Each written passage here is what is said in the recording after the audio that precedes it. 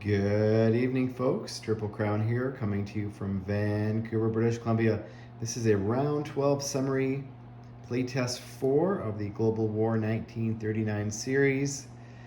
And there's an old saying, and this is sometimes that's why you play the game, because it does not matter what the odds say.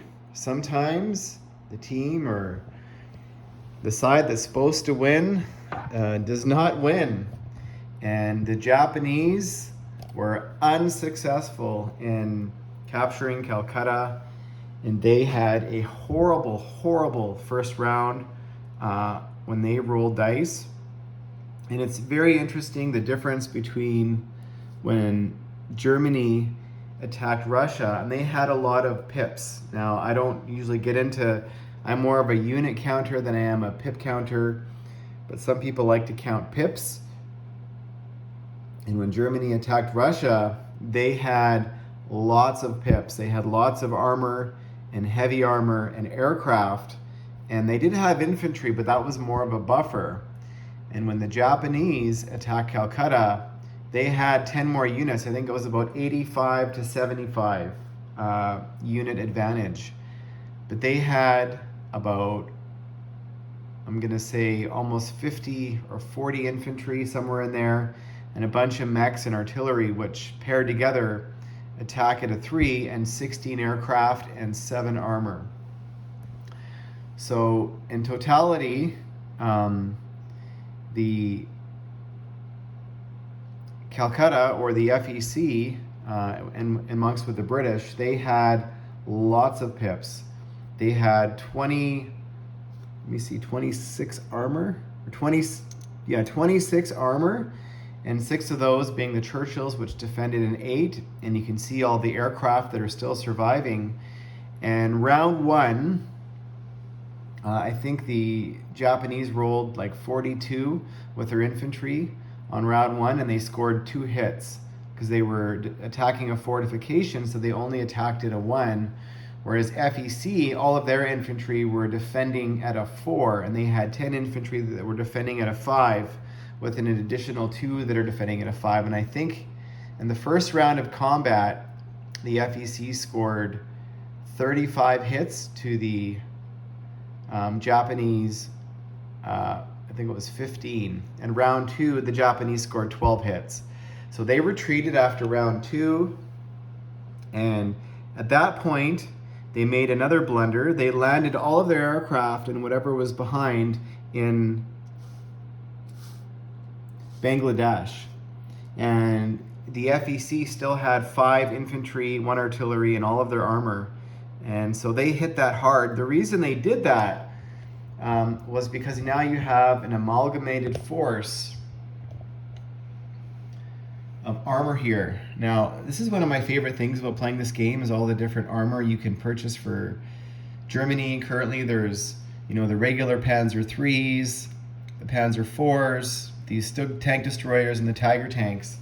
And so is Cairo still on the table? And if it is going to be, the Japanese needed to take out this Allied Air Force. And so they thought they were going to do better, but when the FEC attacked the Japanese with all of their planes sitting here, that also went 2 rounds, and the FEC rolled hot. I think one round with their armor that was attacking, they rolled like almost 20 out of 26 dice, and then their aircraft as well. And it was terrible. So the lesson here is, yes, you can have a unit advantage when you're attacking a fortification, but you cannot be attacking with just infantry alone. You need to have those pips, you need to have those tanks. And the Japanese, they just did not have enough. They still have their navy, but they are in trouble now. Over here in China, you can see the KMT are doing a hard push towards the factory in Shanghai. There's still 3 factories along the coast, and half of the Russian Lend-Lease made it. So Russia's got, probably 20 units on the board now, just heading their way towards the coast. And The Japanese, well, they're going to have to hold tight now. They're going to have to not lose any more victory cities.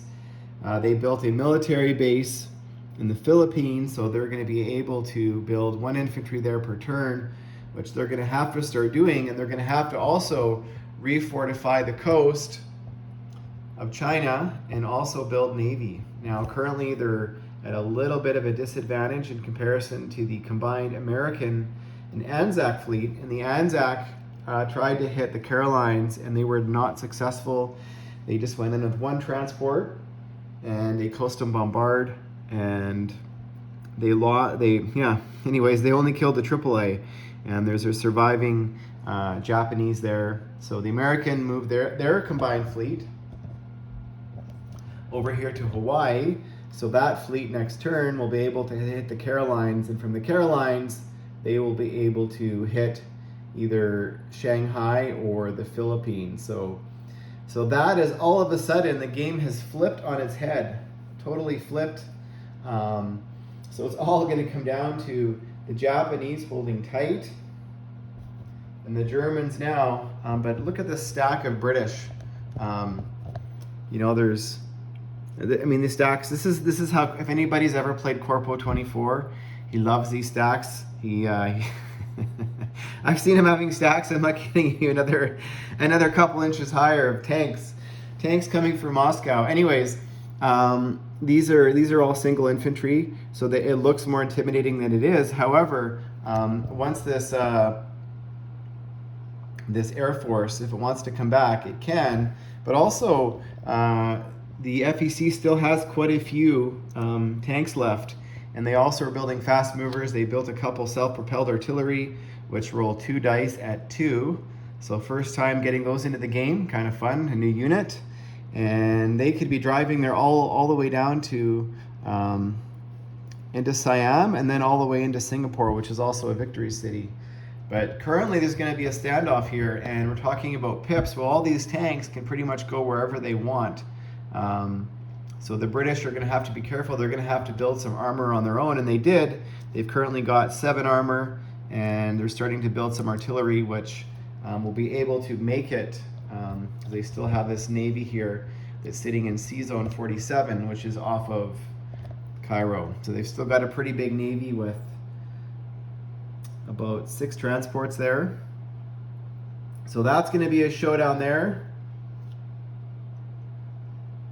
I forgot to mention, when France flips, that these territories, which were Vichy, had a lone infantry in them, and when they flip back, they automatically, because there was no Japanese units presence, automatically became Free French. So the Japanese were able to clean up one last turn. They're going to have to take care of this, which is a little bit painful because that's worth 3 IPP. Now this is the force currently sitting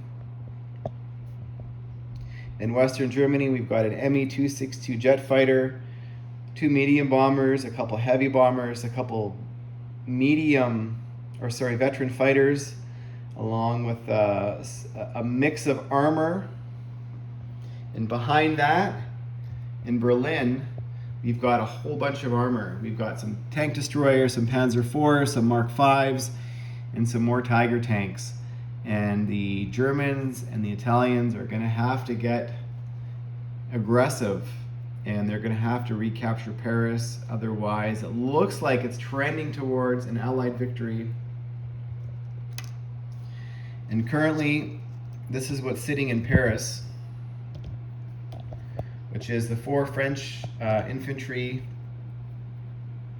that appear when you liberate Paris, and a bunch of tanks, and no British left because the British were, helping fortify around Paris, and the Italians and the Germans have slowly started to sort of try to surround Paris.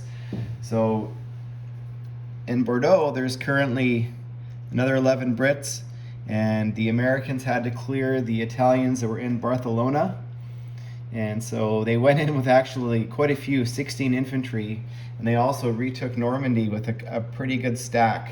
So it looks like for now, Western Europe is a little bit secure, and the British are going to be dropping off another 10 infantry next turn.